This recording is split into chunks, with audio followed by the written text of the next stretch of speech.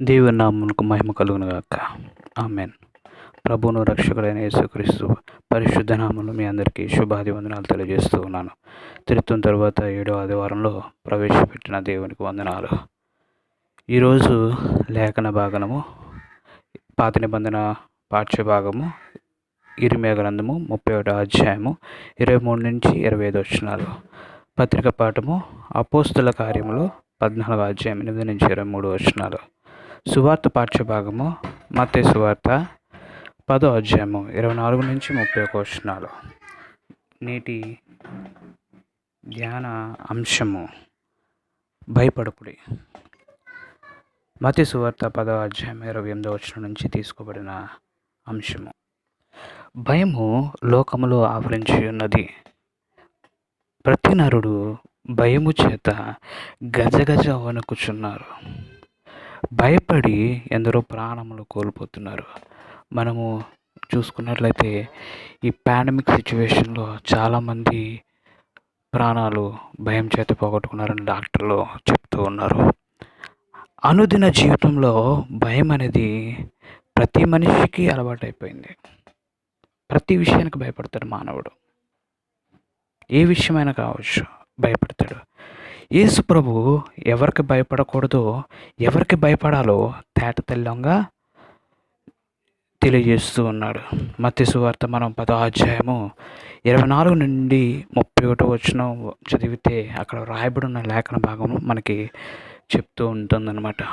ఏమనంటే ఎవరికి భయపడాలి, ఎవరికి భయపడకూడదు అన్న మాట మత్తయి సువార్త 10వ అధ్యాయం 28వ వచనంలో చాలా క్రిస్టల్ క్లియర్గా తేట తెల్లంగా రాయబడి ఉన్నదన్నమాట. చెరలోనున్న వారు భయపడవలసిన అవసరము లేదు. వారు అక్కడ నుండి తిరిగి వారి స్వదేశమునకు చేర్చు దేవుడు మనకున్నాడు.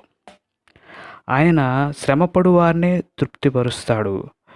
వ్యవసాయకులు, మంద కాపరులు వారి దేశములో తిరిగి సంతోషముగా ఉంటారు. మనం చదువుకున్న పాత నిబంధన పాఠంలో ఇర్మీయా గ్రంథము 31వ అధ్యాయము 23 నుంచి 25 వచనాల్లో వ్రాయబడిన లేఖన భాగము. కష్టకాలంలో ధైర్యంగా వారికి సమాధానము చెప్పవలను. భయపడకూడదు. వారి ఆచారాలు సాంప్రదాయములను విడిచిపెట్టవలననే సువార్త ప్రకటించాలి. ఆచారాలు, వారు ఉన్న సాంప్రదాయాలు విడిచిపెట్టవలనని సువార్త ప్రకటించాలి. ఈరోజు కనుక మనం అలాగా సువార్త ప్రకటిస్తే ఎంతమంది దాన్ని స్వీకరిస్తున్నారు? మిగతా వాళ్ళు సంగతి మనం తీసి పక్కన పెట్టినట్టయితే క్రైస్తువులో చాలామంది కూడా ఒప్పుకోరు. సాంప్రదాయాలు, ఆచారాలు పక్కన పెట్టి మీరు సువార్తను విని వాక్యం చెప్పినట్టు చేయమనంటే చాలామందికి కోపాలు, తర్వాత ద్వేషము, చెప్పిన బోధకుడి మీద తిరుగుబాటు ఇవి చేస్తూ ఉంటారనమాట. వారు దాన్ని విడిచిపెట్టరనమాట. పెట్టమని లేఖన భాగం చెప్తుంది, వాక్యం చెప్తుంది, కానీ వారేమో అది చేయరు. ఎన్ని దెబ్బలు తిన్నా ప్రాణాపాయముకైనా భయపడకుడి. శ్రమలు సహించి దేవుని రాజ్యంలో ప్రవేశించుడి. అపోస్తల కార్యములు 14వ అధ్యాయము 8 నుంచి 23 వచనాలు చదివితే మనకు అక్కడ రాయబడిన లేఖన భాగం అనమాట. ఇంతకీ దేవుడు యేసుప్రభు వారు తేటతెల్లంగా చెప్పిన మాటలు ఏంటంటే ఎవరికి భయపడాలి, ఎవరికి భయపడకూడదు. మొదటిది ఎవరికి భయపడకూడదు అన్నది కనుక మనం ఆలోచన చేస్తే అక్కడ మత్తయి సువార్త 10వ అధ్యాయము 10వ అధ్యాయంలో వ్రాయబడి ఉన్న మాటలు కనుక మనం చూసినట్లయితే 24 నుంచి 31 వరకు, 10వ అధ్యాయము 24 నుంచి 31 వరకు రాయబడి ఉన్న మాటలు మనం చూసుకున్నట్లయితే అక్కడ క్లియర్గా రాయబడింది. శిష్యుడు బోధకుని కంటే అధికుడు కాదు, దాసుడు యజమాని కంటే అధికుడు కాదు. శిష్యుడు బోధకుని కంటే అధికుడు కాదు. అది ఎవరు చెప్పారంటే యేసుప్రభు వారు చెప్పారు. ఎందుకనంటే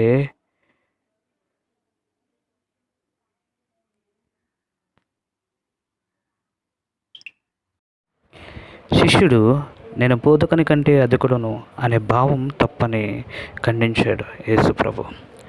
దాసుడు యజమానిని కంటే అధికుడు కాడు, యజమాని కంటే అధికుడు నన్ను తలంచుట తప్పు అని గద్దించాడు. ఎందుకనంటే ఈరోజు మనం జ్ఞాపకం చేసుకుంటే ప్రతి ఒక్కరు కూడా ఏం ఆలోచన చేస్తున్నారంటే బోధకుని కంటే ప్రతి ఒక్కరు మేమే అధికులం, మేమే గొప్ప, మేము చెప్పిందే బోధకుడు వినాలి. ఎందుకనంటే సంఘంలో పరిచర్య చేయాలన్నా, సంఘంలో బోధకుడు ఉండాలన్నా వారు చెప్పింది వినాలని, మీకంటే కూడా మేమే ఎక్కువ అనే భావం కలిగి ఈరోజు సంఘంలో శిష్యులు వీరందరూ కూడా ఇదే ఆలోచనలో చాలా చోట్ల చాలా రకాలుగా ఉన్నారు. ఎందుకనంటే వారు వాక్యాన్ని వినట్లేదు. వాక్యాన్ని విని వాక్య ప్రకారముగా అనుసరిస్తే వాక్యం ఏమి చెప్తుందో అది వారికి అర్థమయ్యేది. కానీ వారు లోకానికి లోబడి లోకానుసారంగా బ్రతుకుతున్నప్పుడు దేవుని వాక్యానికి వారు చోటు ఎలా ఇస్తారు? కనుక వారు బోధకుని కంటే వాళ్ళే ఎక్కువ అని వారు అనుకుంటున్నారు. కానీ శిష్యుడు బోధకుని కంటే అధికుడు కాదని లేఖన భాగం చెప్తుంది. అయినప్పుడు కూడా వారు అది గ్రహింపరు. ఎన్ని వాక్య భాగాలు విన్నా, ఎన్ని వాక్యాలు విన్నా, ఎన్ని ప్రసంగాలు విన్నా మార్పు అనేది రాదు. ఎందుకు రాదు అని అంటే వారు మనస్సు పెట్టి వాక్యాన్ని వినరు గనక. ప్రతిదీ కూడా వారికి ఏమనిపిస్తుంది అంటే విమర్శ చేస్తున్నారు అనే భావంలోనే ఉంటారు తప్ప వేరే ఇది ఉండదన్నమాట. వారికి వేరే ఆలోచన అనేది రాదు. ఎందుకనంటే వారు ఏ ధ్యాసలో ఉంటే ఆ ధ్యాసలోనే వారు మాట్లాడతారు. అది వారు జ్ఞాపకం చేసుకోవట్లేదు, దృష్టించట్లేదు వారు. కనుక ఎప్పటికైనా సరే దేవుని వాక్యానికి లోబడి లోకానికి లోబడకుండా లోకానుసారమైన జీవితానికి లోకానుసారమైన బ్రతుకు లోబడకుండా దేవుని వైపు తిరిగి దేవునికి లోబడితే చాలా మేలు.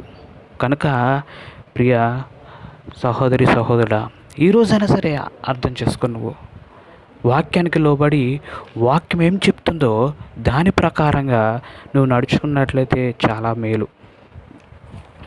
అలాగే దాసుడు యజమాని కంటే అధికుడు కాదు, పనివాడు జీతానికి పాత్రుడు. కనుక యజమాని కంటే కూడా దాసుడు అధికుడు కాదు. అది జ్ఞాపకం చేసుకోవాలన్నమాట. వాక్యముకు లోబడి వారికి వాక్యమునకు లోబడని వారికి భయపడకూడదు.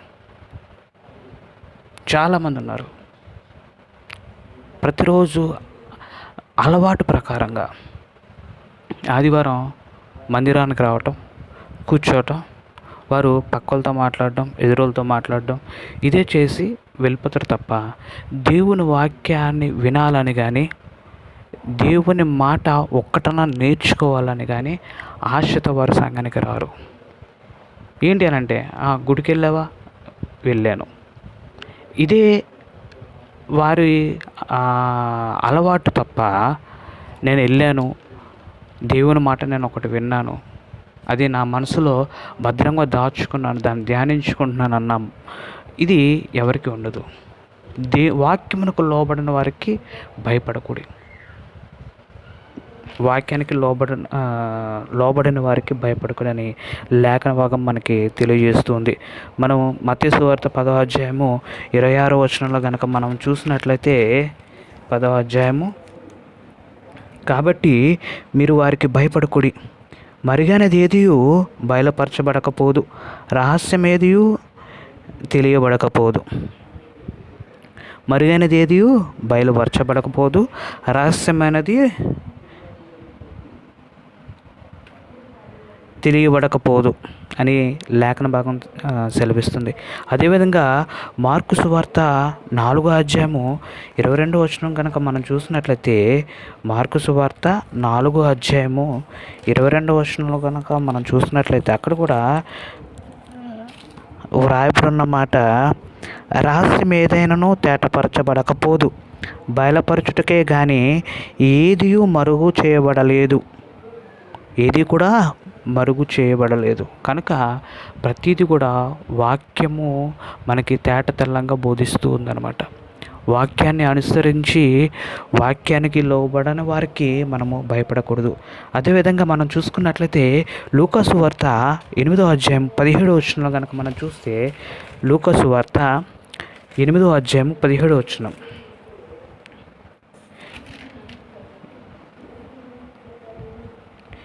తేటపరచబడని రహస్యం ఏదీ లేదు, తెలియజేయబడకయు బయలుపడకయు నుండి మరుగైనదేదీ లేదు. కనుక రహస్యం ఏది కూడా బయటపడకుండా ఉండదు. అలాగే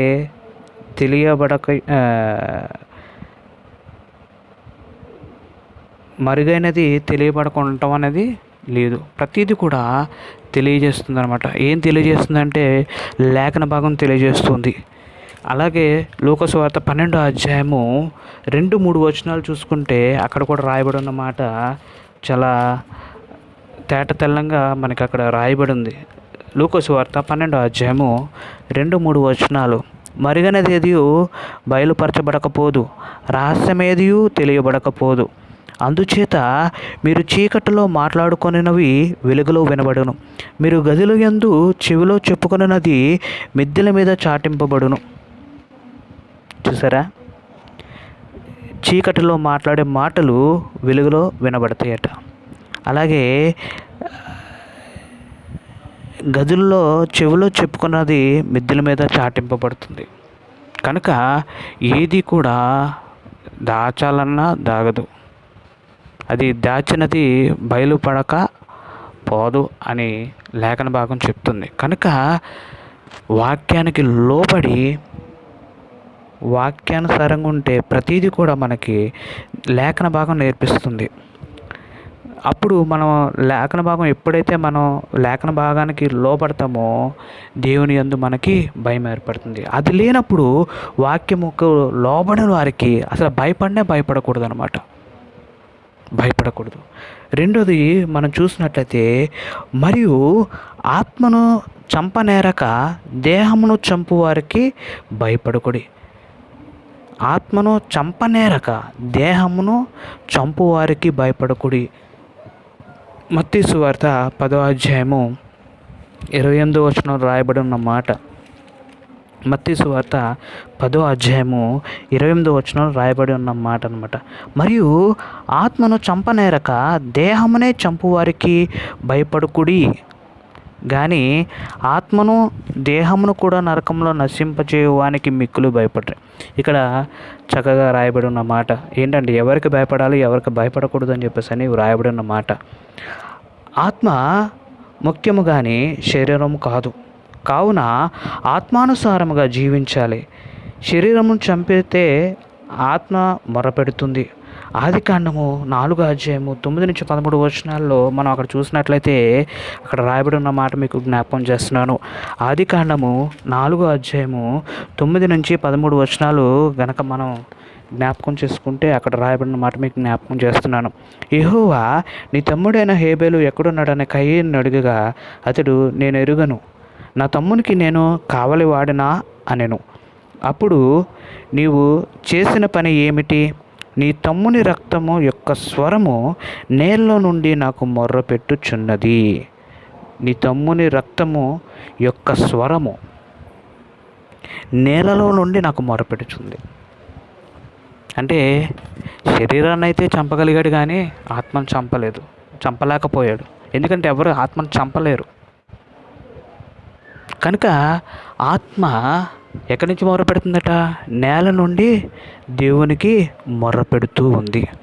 అలాగే మనం యెషయా గ్రంథము 8వ అధ్యాయము 12-13 వచనాలు చూస్తే అక్కడ కూడా రాయబడిన మాట మీకు జ్ఞాపకం చేస్తాను. యెషయా గ్రంథము 8వ అధ్యాయము 12-13 వచనాలు.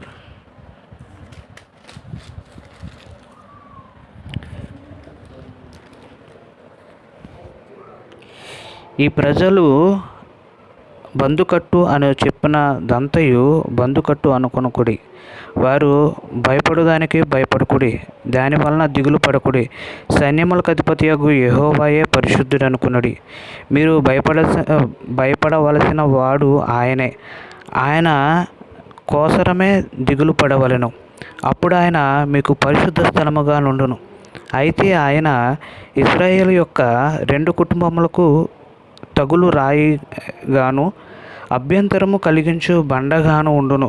యెరూషలేము నివాసులకు బోనుగాను చెక్కవలనుగా ఉండును. వారికి భయపడు దానికి భయపడకుడి, దాని వలన దిగులు పడకుడి. అంటే వారు ప్రజలు భయపడడానికి మీరు భయపడకుడి, వారు దిగులు పడడానికి మీరు దిగులు పడకుడి. సైన్యములకు అధిపతియగు యెహోవాయే పరిశుద్ధుడు అనుకునుడి. ఎందుకంటే మీరు భయపడాల్సిన వాడు ఆయనే. ఆయన కోసరమే దిగులు పడవలను. ఎవరి కోసం భయపడాలి? యెహోవా కొరకు. ఎవరి కోసం దిగులు పడాలి? యెహోవా కోసం. ఎవరి గురించి భయపడాలి?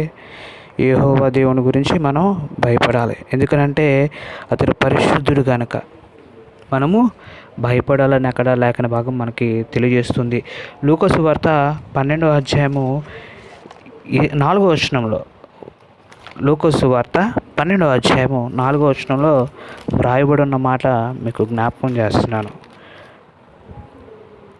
నా స్నేహితులైన మీతో నేను చెప్పున్నదేమనగా, దేహమును చంపిన తర్వాత మరి ఏమీ చేయనేరు వారికి భయపడకుడి.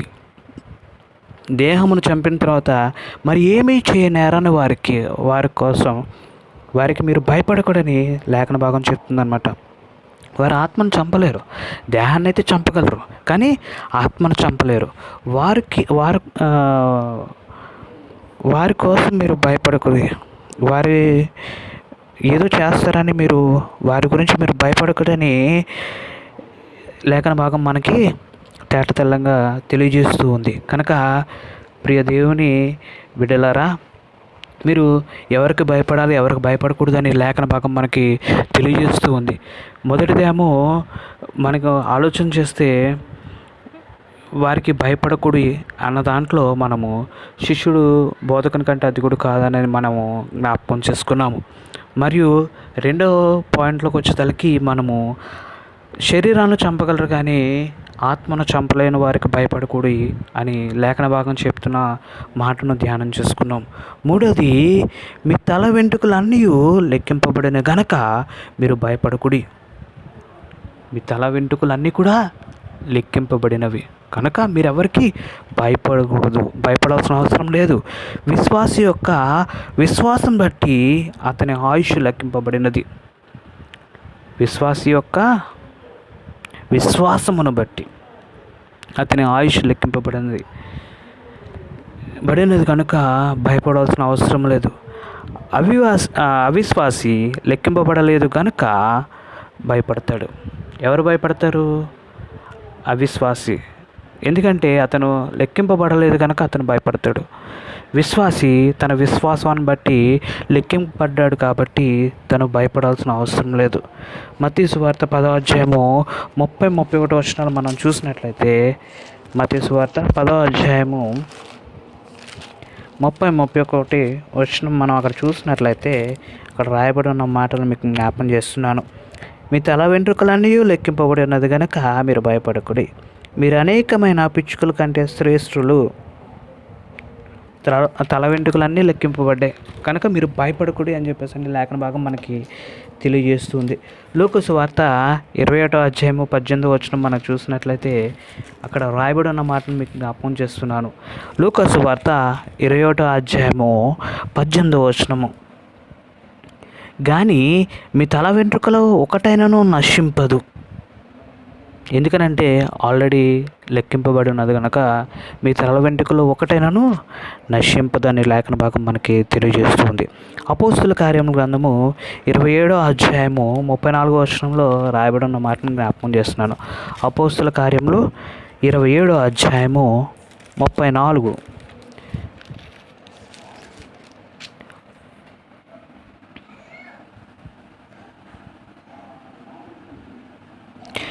తెల్లవారుచుండగా పౌలు, 14 దినముల నుండి మీరేమీ పుచ్చుకొనక ఉపవాసంతో కనిపెట్టుకుని ఉన్నారు గనక ఆహారము పుచ్చుకొనుడనే మిమ్మల్ని వేడుకొనుచున్నాను. ఇది మీ ప్రాణ రక్షణకు సహాయమగును. మీలో ఎవని తల నుండేనో ఒక వెంట్రుకైనను నశింపదని చెప్పుచు ఆహారం పుచ్చుకొనుడని అందరినీ బతిమాలెను. ఏమని బతిమలాడారట పౌలు గారు? మీలో ఎవని తల నుండి ఒక వెంట్రుకైనను నశింపదని చెప్పుచు ఆహారము పుచ్చుకొనడని అందరినీ బతిమాలెను అని లేఖన భాగం మనకి తెలియజేస్తుంది. మీ తలలో నుండి ఒక్క వెంట్రుకైనా నశింపదని చెప్పేసి అని లేఖన భాగం తెలియజేస్తుంది. కనుక లెక్కింపబడినవి మీ తల వెంట్రుకలు అన్నీ లెక్కింపబడినవి కనుక మీరు భయపడకూడదు అని మనకి లేఖన భాగం తెలియజేస్తున్న ప్రకారంగా మనం ఆలోచన చేస్తే మనము ఎవరికి భయపడవలసిన అవసరం లేదు. ఎందుకనంటే విశ్వాసి తన విశ్వాసమును బట్టి తన ఆయుష్ లెక్కింపబడినది కనుక ఎవరికి భయపడాల్సిన అవసరం లేదు. ఒక్క వెంట్రుకైనాను తల వెంట్రుక ఒక్కటైనాను నశింపదు కనుక ఎవరికి భయపడకూడదు. మరి ఎవరికి భయపడాలి?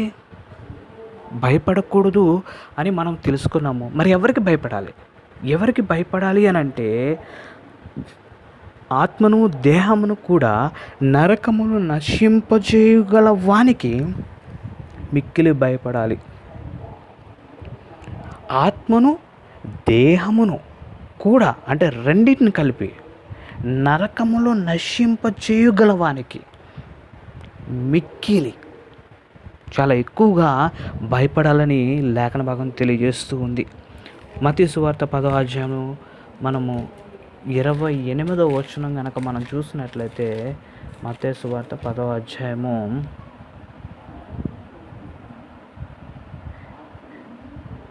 28వ వచనంలో ఆత్మను దేహమును కూడా నరకములో నశింపజేయగల వానికి మిక్కిలి భయపడడు. అయితే మనము దేవునికి భయపడాలని చెప్పేసి అని వాక్య భాగం మనకి సెలవిస్తుంది. ఎందుకంటే ఆయన ఆత్మను దేహమును రెండింటిని కూడా నరకములో యాతనకరమైన స్థలములో నశింపచేయువాడు కనుక ఆయనకు మాత్రమే భయపడాలని చెప్పేసి లేఖన భాగం చెబుతుంది.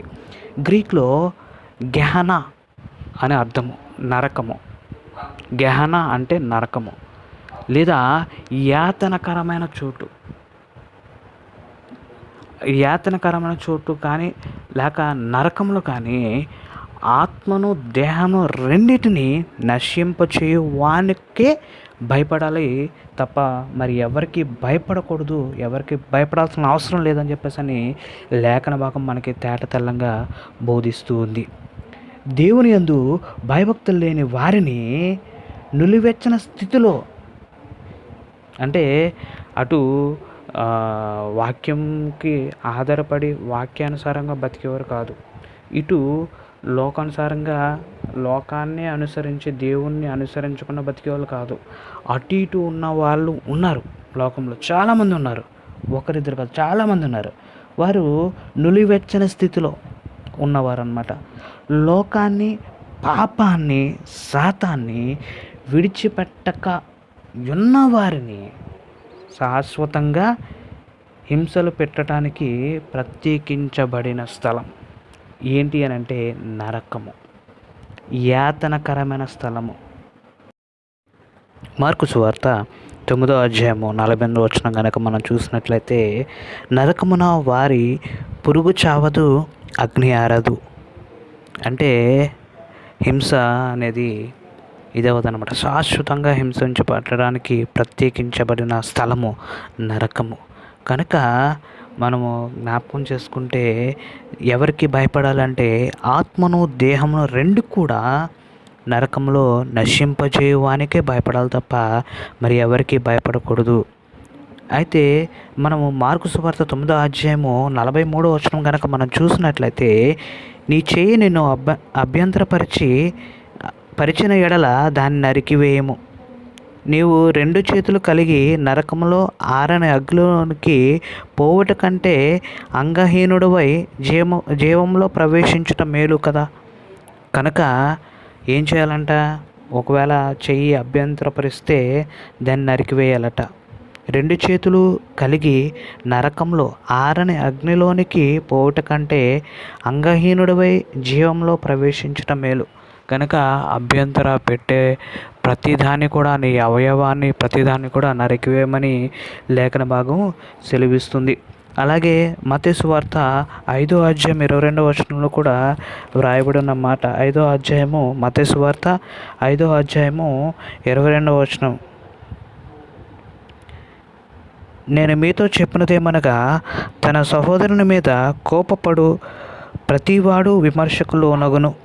తన సహోదరుని చూచి వ్యర్థుడా అని చెప్పువాడు మహాసభకు లోనగును. ద్రోహి అని చెప్పువాడు నరకాగ్నికి లోనగును.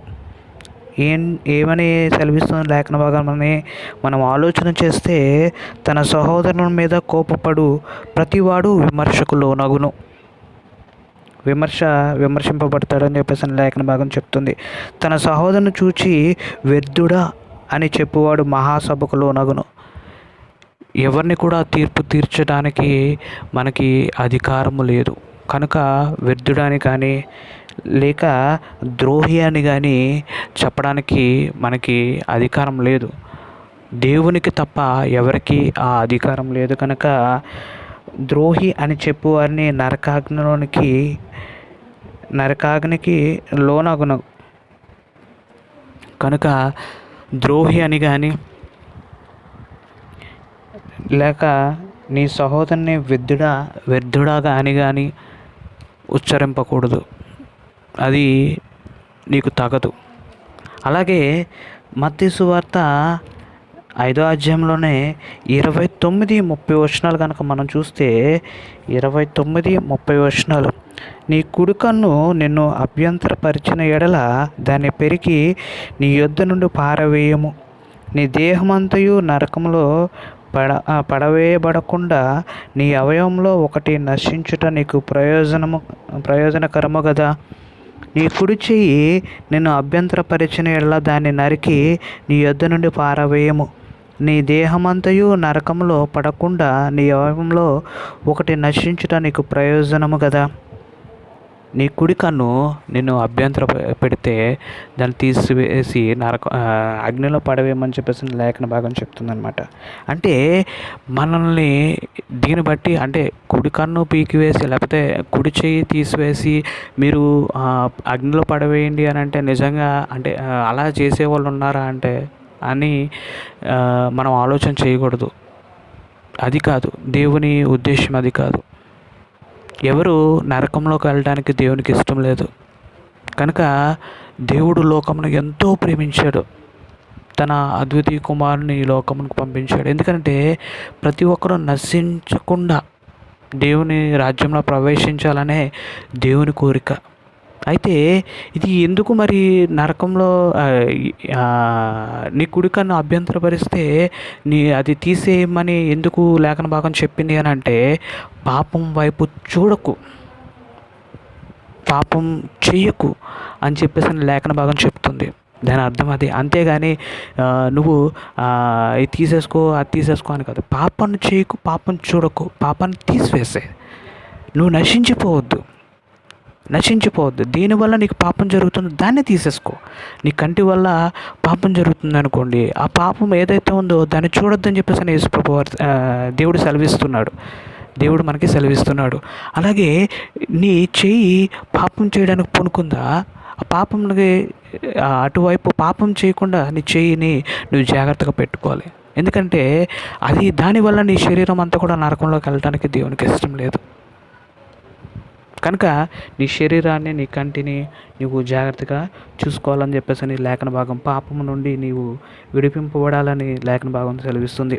అలాగే మత్తయి సువార్త 18వ అధ్యాయము 9వ వచనం కనుక చూసినట్లయితే, మత్తయి సువార్త 18వ అధ్యాయము 9వ వచనం కనుక చూసినట్టయితే, నీ కన్ను నిన్ను అభ్యంతరపరిచిన ఎడల దాని పెరికి నీ యొద్ద నుండి పారవేయము.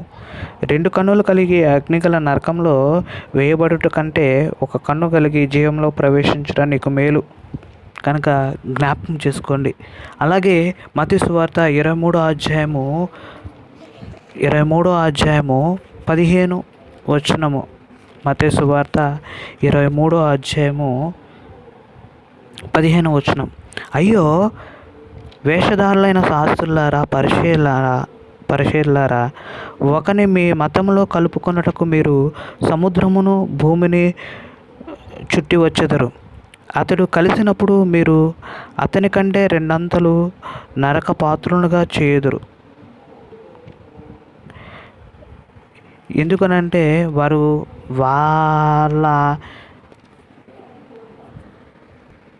మతంలో కలుపుకొనుటకు మీరు సముద్రమును భూమిని చుట్టి వచ్చెదరు. అంటే వాళ్ళ ప్రాసెస్ ఎంత లాంగ్గా ఉందో అర్థం చేసుకోవాలన్నమాట. సముద్రమును భూమిని చుట్టి వచ్చెదరు. వారు ఆ మతాన్ని స్వీకరిస్తే, వారు అయినప్పటికీ దానిలోకి వారిని చేర్చుకుంటే వారికి 2 అంతులు నరక పాత్రులుగా చేయుదురు. ఎవరు? వేషధారులైన శాస్త్రులు, పరిసయ్యులు. వారు అలా చేస్తారని లేఖన భాగం సెలవిస్తుంది. అదే 23వ అధ్యాయము 33వ వచనంలో కనుక మనం చూసినట్లయితే, సర్పములారా, సర్ప సంతానమా, నరక శిక్షను మీరు ఎలాగో తప్పించుకుందరు?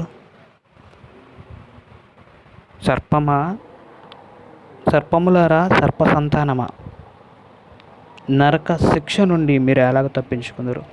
ఎవరైతే వాక్యమునకు లోబడకుండా ఉండువారు, ఎవరైతే దేవునికి భయపడకుండా లోకానుసారమైన జీవితానికి, అలాగే లోకానికి భయపడి బ్రతుకుతారో వారిని దేవుడు హెచ్చరిస్తున్నాడు అన్నమాట. ఏమని హెచ్చరిస్తున్నారు? సర్ప సంతానమా, మీరు రాబో నరక శిక్ష నుండి మీరు ఎలాగో తప్పించుకుందరు అని లేఖన భాగం ముందుగా సెలవిస్తుంది. కనుక ఇప్పటికైనా మన పాపంలో ఒప్పుకొని వాక్యమునకు లోబడి వాక్యానుసారంగా జీవిస్తే నరకము నుండి మనం తప్పించుకుంటాం అన్నమాట. దేవునికి భయపడి దేవుని చిత్త ప్రకారంగా జీవిస్తే మనము నరకం నుండి తప్పించుకొని జీవంలోకి ప్రవేశిస్తామని చెప్పేసి వాక్యం సెలవిస్తుంది. అలాగే మార్కు సువార్త 8వ అధ్యాయము 43వ వచనం కనుక మనం చూస్తే, మార్కు సువార్త 8వ అధ్యాయము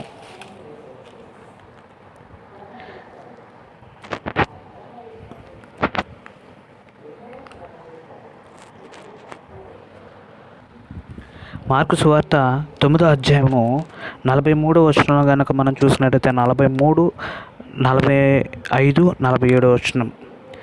నీ చెయ్యి నిన్ను అభ్యంతరపరిచినలా దాన్ని నరికివేయము. నీవు 2 చేతులు కలిగి నరకంలో ఆరని అగ్నిలోనికి పోవుట కంటే అంగహీనుడివై జీవంలో ప్రవేశించుట మేలు. నీ పాదము నిన్ను అభ్యంతరపరిచినలా దాన్ని నరికివేయము. 2 పాదములు కలిగి నరకంలో బడుట కంటే కుంటివాడివై నిత్య జీవంలో ప్రవేశించుట మేలు. నీ కన్ను నిన్ను అభ్యంతరపరిచినలా దాన్ని తీసి పారవేయము. 2 కన్నులు కలిగి నరకంలో పడవేయబడుట కంటే ఒంటి కన్ను గలవాడివై దేవుని రాజ్యంలో ప్రవేశించటం మేలు. చూసారా, లేఖన భాగం మనకి ఎలాగూ తేట తెల్లంగా బోధిస్తుందో అర్థం చేసుకోవాలి. అలాగే లూకా సువార్త 10వ అధ్యాయము 15వ వచనం చూసుకున్నట్లయితే, ఓ కపెర్నహూమ, ఆకాశము మట్టుకు హెచ్చింపబడిన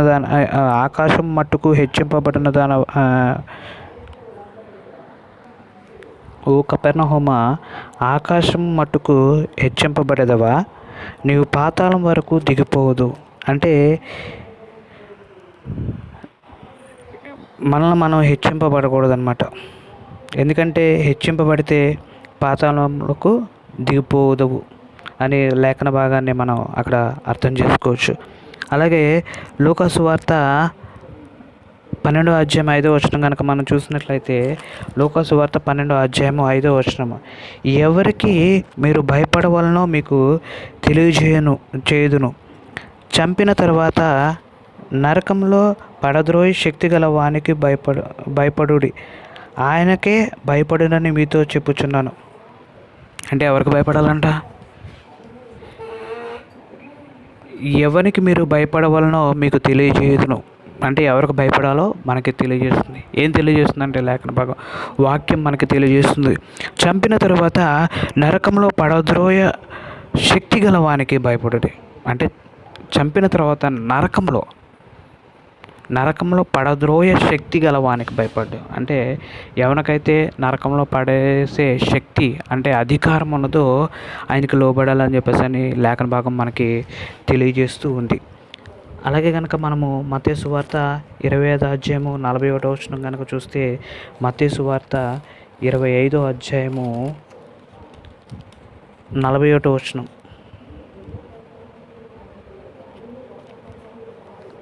అప్పుడైనా ఎడమ వైపున ఉండు వారిని చూచి, శపింపబడిన వారలారా, నన్ను విడిచి అపవాదికిని వాని దూతలకును సిద్ధపరచబడిన నిత్యాగ్నిలోనికి పోవడి.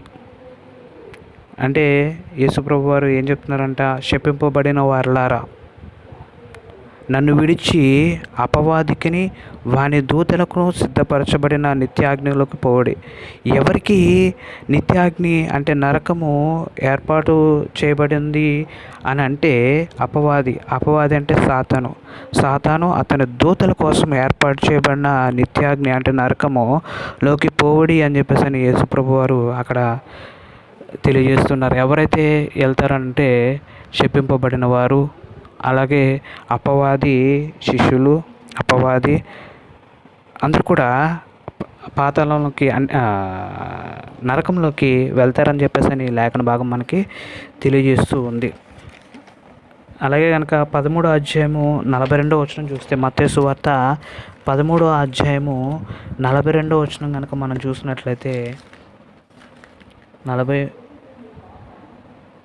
మత్తయి సువార్త 13వ అధ్యాయము 42, అక్కడ ఏడ్పును పండ్లు కొరుకుటయు ఉండును. ఎక్కడ? నరకంలో. అగ్ని ఆరదు, పురుగు చావదు. అక్కడ ఏడ్పును పండ్లు కొరుకుటయు ఉండును.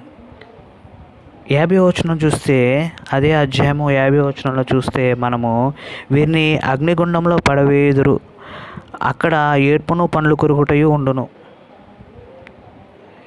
మత్తయి సువార్త 22వ అధ్యాయం 13వ వచనం చూస్తే అక్కడ కూడా ఒక మాట రాయబడింది. మత్తయి సువార్త 22వ అధ్యాయము 13వ వచనము,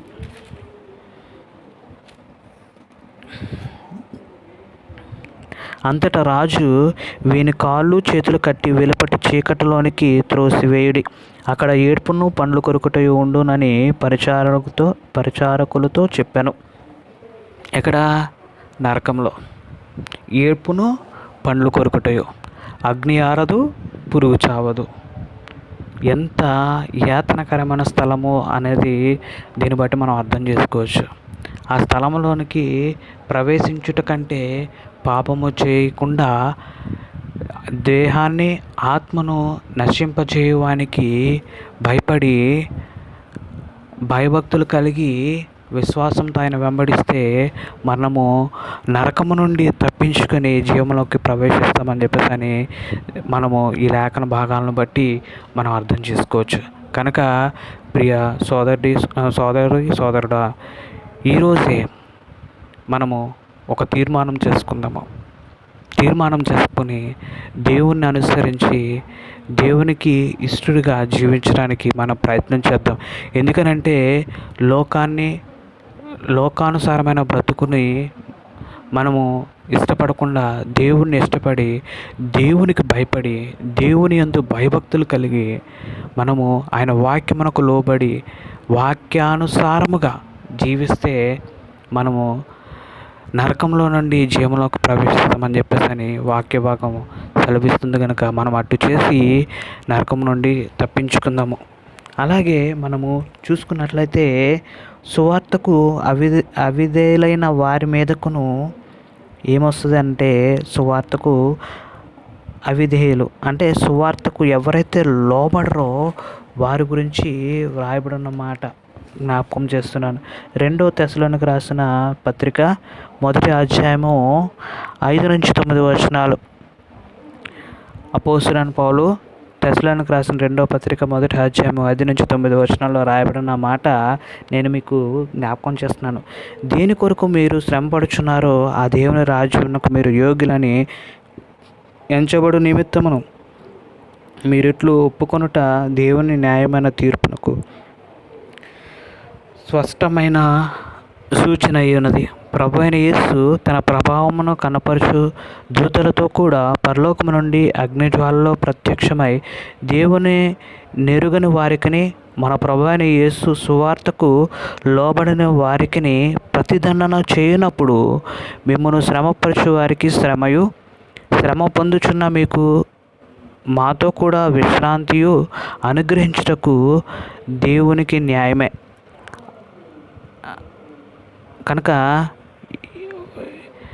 వాక్యానికి లోబడిన వారి కొరకు ఏమని వ్రాయబడి ఉంది అని అంటే, ఇప్పుడు దేవుడు ప్రభువైన యేసు తన ప్రభావం కనపరచు దూతలతో కూడా పరలోకము నుండి అగ్నిజ్వాలలో ప్రత్యక్షమై దేవుని ఎరుగని వారికిని మన ప్రభువైన యేసు సువార్తకు లోబడిన వారికిని ప్రతిదండన చేయనప్పుడు అంటే వాక్యానికి సువార్తకు లోబడిన వారి మీదకి ప్రతిదండన వస్తుంది. ఆ ప్రతిదండన వచ్చినప్పుడు ఎవరైతే శ్రమ పెడతారో వారికి శ్రమ, ఎవరైతే వాక్యం చెప్పు వారిని అంటే ఎవరైతే దేవుని బోధకుని, ఎవరైతే దేవుని సేవకుని శ్రమ పెడతారో వారికి శ్రమ పొందుచున్న మీకు మాతో కూడా విశ్రాంతి అనుగ్రహించుట దేవునికి న్యాయమే. అంటే ఎవరైతే శ్రమ పెడతారో వారికి శ్రమ, ఎవరైతే శ్రమ పొందుతారో వారికి విశ్రాంతి దేవుడు ఇస్తాడని చెప్పేసి లేఖన భాగం అక్కడ సెలవిస్తుంది. అది న్యాయం అని చెప్పేసి లేఖన భాగం సెలవిస్తుంది. కనుక ప్రియ విశ్వాసులారా, సువార్తకు అవిధేయులై ఉండకుండా సువార్తకు లోబడి ఉంటే మనకి ప్రతిదండన మన మీదకి రాదు, అంటే నరకాగ్నిలోకి మనము ప్రవేశించము. అలాగే ఫిలిప్పీలకు రాసిన పత్రిక 3వ అధ్యాయము 18-19 3వ అధ్యాయము 18-19 వచనాలు కనుక మనం చూసినట్లయితే, అనేకులు క్రీస్తు శిలువకు శత్రువులుగా నడుచుకొనుచున్నారు. వీరిని గూర్చి మీతో అనేక పర్యాయములు చెప్పి ఇప్పుడును ఏడ్చుచూ చెప్పుచున్నాను. నాశనమే వారి అంతము, వారి కడిపే వారి దేవుడు. వారు తాము సిగ్గుపడవలసిన సంగతులు యందు అతిశయపడుచున్నారు. భూ సంబంధమైన వాటి అందే మనసు నుంచుచున్నారు. ఏంటి అని మనం అక్కడ అర్థం చేసుకుంటే, అనేకులు క్రీస్తు శిలువకు శత్రువులుగా నడుచుకొనుచున్నారు, విమర్శ చేస్తున్నారు. అంటే దేవునికి లోబట్టలేదు, భయపడట్లేదు, విరోధముగా నడుచుకొనుచున్నారు అన్నమాట. వారు ఎన్నిసార్లు చెప్పినా వారు పట్టించుకోవట్లేదంట. నాశనమే వారి అంతము, నరకంలో నశించబడటమే వారి అంతం, అంతకుమించి వారికి వేరే ఏది లేదు. వారి కడిపే వారి దేవుడు. అంటే ఎవరు వారి దేవుడు అని ఆలోచన చేస్తే వారి కడిపే వారి దేవుడు అని లేఖన భాగం సెలవిస్తుంది. వారు తాము సిగ్గుపడవలసిన సంగతుల యందు అతిశయపడుచున్నారు. సిగ్గుపడవలసిన వాటికి వారు అతిశయపడుతున్నారంట. అంటే ఎంత దారుణమైన సంగతో అర్థం చేసుకోండి. భూ సంబంధమైన వాటి అందే మనసు నుంచుచున్నారు. అంటే లోకానికి సంబంధించిన వాటి మీదే మనసు పెడుతున్నారు తప్ప దేవుని యందు మనసు పెట్టట్లేదు. వారి అంతము ఏంటి అని అంటే నాశనమే వారి అంతము, అంతమించి వేరే ఏది లేదు. పాపం వల్ల వచ్చే జీతము మరణము. కనుక మనం జ్ఞాపకం చేసుకుంటే వారు వారి పాపాన్ని విడిచిపెట్టరు. వారి కడుపే వారి దేవుడు. సిగ్గుపడాల్సిన విషయంలో వారు అతిశయపడతారనమాట. అది గొప్పగా చాలా ప్రౌడ్నెస్గా వాళ్ళు ఫీల్ అవుతూ ఉంటారు. కనుక వారి లోకానుసారమైన దాని మీదే మనసు ఉంచుతారు తప్ప దేవుని వాక్యమందు మనసు ఉంచరని చెప్పేసి అని లేఖన భాగం మనకి ఇక్కడ తేట తెల్లంగా తెలియజేస్తూ ఉంది. దేవుని వాక్యాధికారమునకు మనము లోబడి ఉండాలి. ఈ నరకానికి ఎవరు వెళ్ళకూడదని దేవుని ఉద్దేశము. యోహాను సువార్త 3:16 మనం చూసినట్లయితే దేవుడు లోకమును ఎంతో ప్రేమించును అని వ్రాయబడిన మాట మనం జ్ఞాపకం చేసుకోవచ్చు. నమ్మాలి. మనం నమ్మితేనే ఏదైనా సరే మన యందు జరుగుతుంది. నమ్మకుండా అవిశ్వాసంతో ఉన్నంతసేపు మనము నరకానికి పాత్రము కానీ దేవుని రాజ్యానికి పాత్రం కాదు అని చెప్పేసి అని వాక్యము సెలవిస్తుంది. కనుక మనము అట్టి రీతిగా ఉండకుండా మనము నమ్మి ఆయన యందు విశ్వాసం ఉంచి ఆయన వెంబడిస్తే మనం దేవుని రాజ్యంలో ప్రవేశిస్తామని చెప్పేసి అని మీకు నేను తెలియజేస్తూ ఉన్నాను. పేతురు రాసిన 2వ పత్రిక 3:9 కనుక మనం చూసినట్లయితే, కొందరు ఆలస్యమని ఎంచుకున్నట్లు ప్రభు తన వాగ్దానమును గూర్చి ఆలస్యము చేయవాడు కాడు గాని ఎవడునూ నశింపవలెనని ఇచ్చయింపక అందరూ మారు మనసు పొందవలనని కోరుచు మీ ఎడల దీర్ఘశాంతము గలవాడై ఉన్నాడు. అంటే ఎవ్వరు కూడా నశింపకూడదు. అందరూ కూడా ఎవరు నశింపకుండా అందరూ మారు మనసు పొందాలని కోరుకుంటున్నాడు అన్నమాట. ఎవరు? దేవుడు. మీ ఎడల దీర్ఘశాంతము గలవాడై ఉన్నాడు. అంటే ఆయన ప్రతిదండం తీర్చడానికి ఆలస్యం అవుతుందని చాలామంది అనుకుంటున్నారు. కానీ యేసు ప్రభు దాని గురించి ఆయన అనుకోవట్లేదు. కానీ ఏమనుకుంటున్నాడు అంటే ఎవ్వరూ నశింపకూడదు.